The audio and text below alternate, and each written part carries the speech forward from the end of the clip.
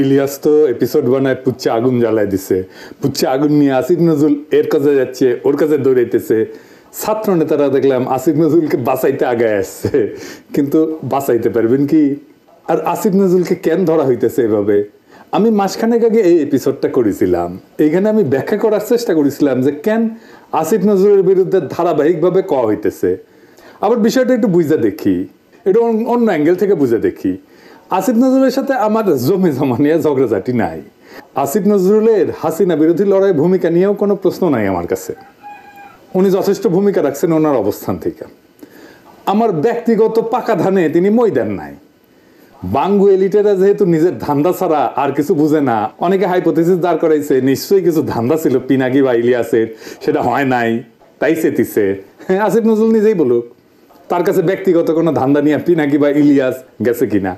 যাই হোক, যখন আসিফ নজরুলের অতীত ভূমিকার কথা বইলে কেউ ডিফেন্ড করতে যায় আসিফ নজরুলকে, তখন তার করুণা করা ছাড়ার কিছু বলার থাকে না। তার রাজনীতির জ্ঞান যে শিশু পর্যায়ের সেটা বোঝা যায়। রাজনীতিতে অতীত একটা রেফারেন্স, কোনো জাস্টিফিকেশন না। এই ভুলটা সবাই করে জন্যেই আওয়ামী লীগের অতীত ঐতিহ্যের দোহাই দিয়া তার রাজনীতিতে পুনর্বাসনের কথা বলে। আসিফ নজরুল মুজিব বন্দনা করতে করতে কাইত হইয়া পড়ে। দেখেন কি লিখিছে, পড়ম, প্রিয় বঙ্গবন্ধু, নাটক কম করো প্রিয়, আপনি আমাদের স্বাধীনতার জনক করে বাবা।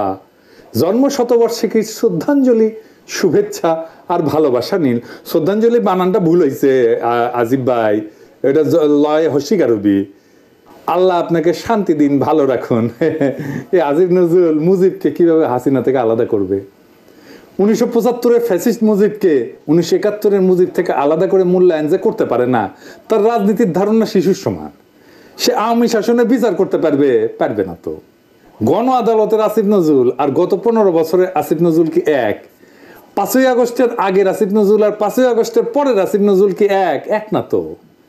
তার কথা বাদ দেন, 2013-র গণজাগরণ মঞ্চের পিনাকি আর আজকের পিনাকি কি এক না তো। আপনাকে আপনার মরাল পলিটিক্যাল পজিশন সবসময় নির্মাণ করতে হবে, এটা প্রত্যেক মুহূর্তের নির্মাণ। আপনি কোন সময় কি করেছিলেন সেটা দিয়ে আজকের কাজ বিচার হবে না তো। এখন আসেন দেখি আসিফ নজরুল কেন লক্ষ্য হইল।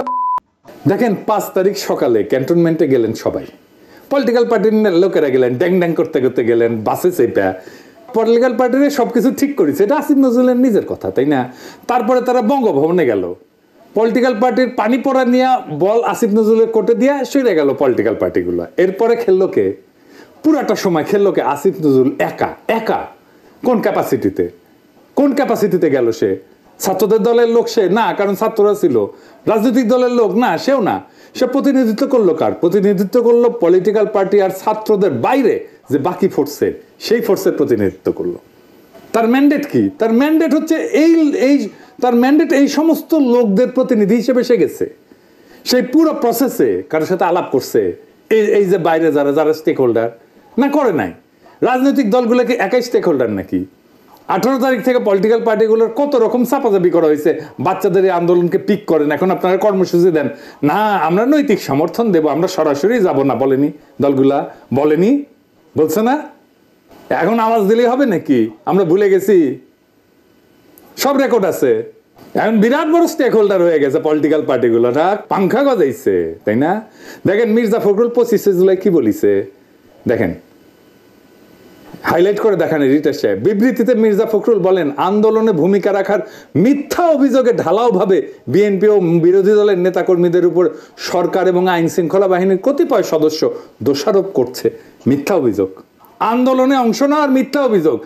মির্জা ফখরুল নিজে বলতেছে যে আন্দোলনে অংশ নেওয়ার মিথ্যা অভিযোগ, তার মানে তারা আন্দোলনে অংশ নেয়নি।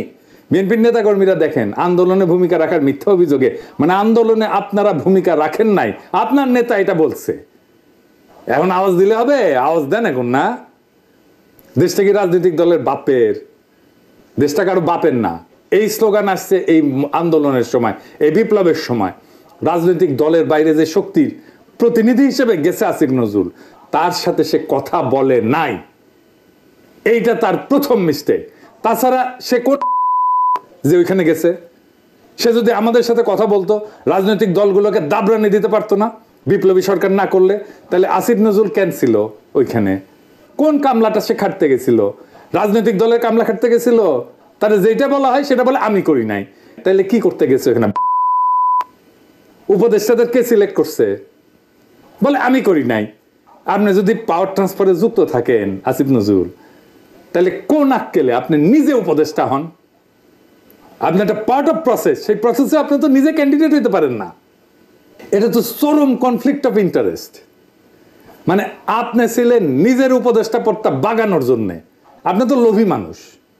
শিক্ষকতা করতেন ঢাকা বিশ্ববিদ্যালয়ে, আর পার্ট টাইম খ্যাপ মারতেন সাইনবোর্ড লাগায়, ওই সাইনবোর্ড লাগায় পার্ট টাইম খ্যাপ মারতেন কতগুলো জায়গায়।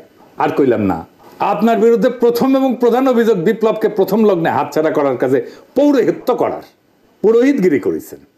আসিফ বলছে যে যাকে রয়জেন বলতেছেন তাকেই সবচেয়ে পাশে পাইছি। কি আর কমু আসিফ, তাই তো পাওয়ার কথা, তাই না? তার বাসা তো বিশ্ববিদ্যালয়ের মধ্যে, ওইখানে তো ইলিয়াস থাকে না, পিনাকিও থাকে না।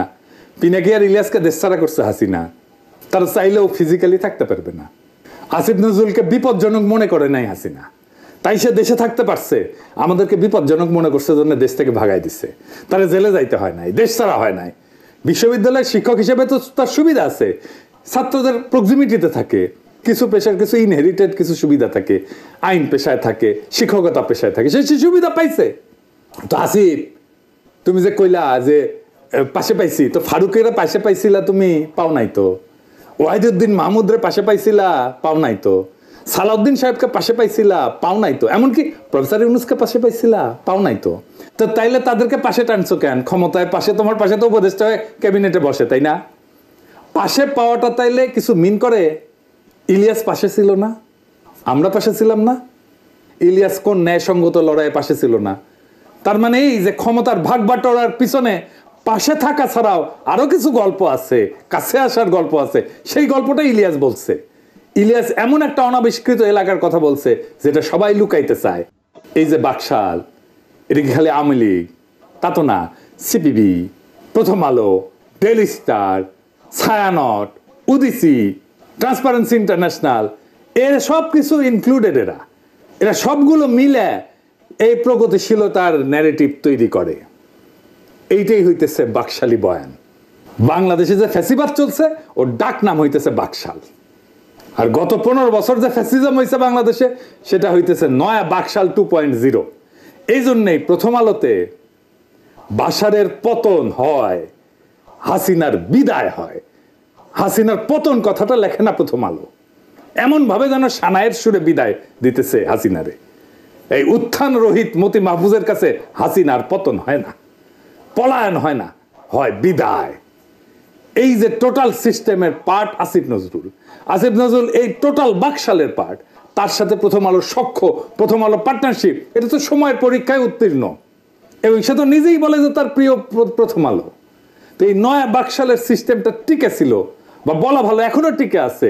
এই যে সিপিবি, এই যে Prothom Alo, daily star, Chhayanaut, Udichi, transparency international, এগুলোর উপরে ভর দিয়া, এগুলো হয়তো একটু দুর্বল হয়েছে কিন্তু ভ্যানিশ হয়ে যায় নাই। এটা সব সময় থাইকা যাবে। এরাই হইতেছে বাকশালের মেইন ফোর্স।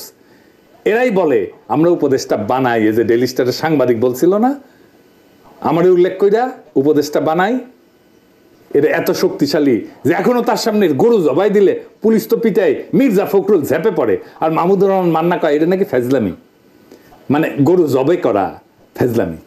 ইয়া মানা ভাই, 1971 তো দামরা ছিলেন, 68 সালে তো চিরিয়াং ইউনিভার্সিটিতে ভর্তি হয়েছিলেন, 3rd ইয়ারের ছাত্র ছিলেন ইকোনমিক্সে। গর্ত ঘুরেছিলেন কোনটি? মুক্তিযুদ্ধে তো যান নাই। আপনার কি আদৌ রাজনীতি করার নৈতিক অধিকার আছে? 68 সালে বিশ্ববিদ্যালয়ে ভর্তি, 1980 সাল পর্যন্ত ইলেকশন করিচ্ছেন। 12 বছর ছাত্র রাজনীতির নামে বিশ্ববিদ্যালয়ে ঘষ্টানো কি ফাজলামি না মান্না ভাই? হ্যাঁ, আমাদেরকে ফাজলামির কথা বলেন, সাবধান কইরা দিলাম।